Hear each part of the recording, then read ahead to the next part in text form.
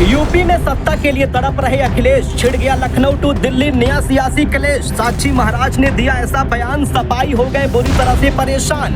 अखिलेश के सियासी ऑफर का महाराज ने दिया दो टूक जवाब। यूपी की सत्ता पाने में किसके मिट्टी में मिलेंगे ख्वाब। छिड़ गया अभी से 27 चुनाव को लेकर घमासान। महाराज को दिए सियासी ऑफर को अखिलेश ने पीडीएफ फार्मूले से जोड़ा। क्या योगी की राह में लगा पाएंगे रोड़ा। भीषण गर्मी में चढ़ाया बयानों ने सियासी तापमान।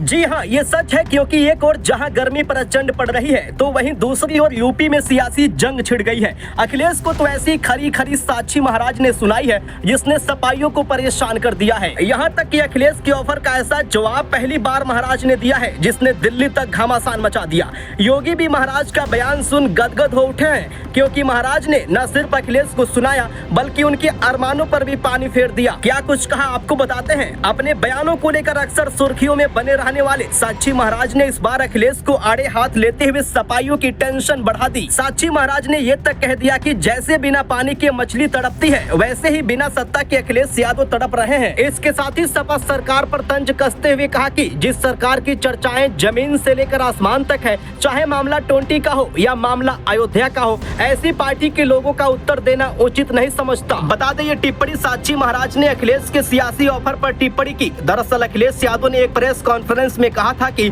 मैं जब चाहूंगा तब साक्षी महाराज को समाजवादी पार्टी में ले आऊंगा, जिसके बाद अब उनका ये बयान आया है।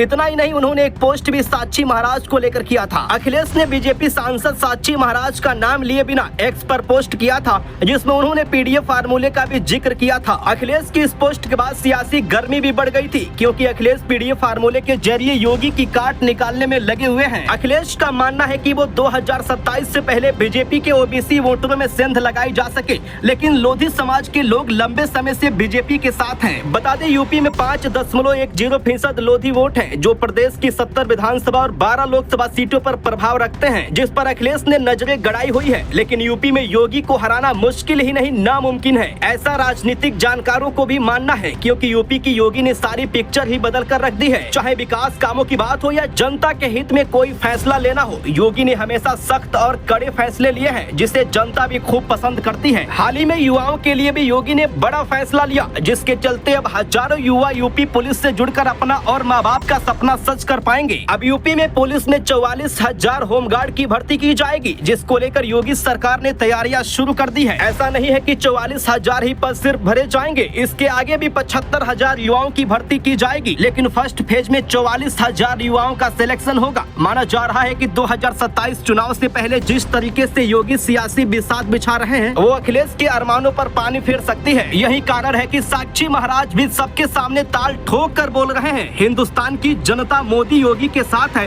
हम 140 करोड़ की जनता के लिए काम कर रहे हैं, परिवारवाद के लिए नहीं है। मोदी में ताकत है जिसने परिवारवाद को खत्म कर दिया है।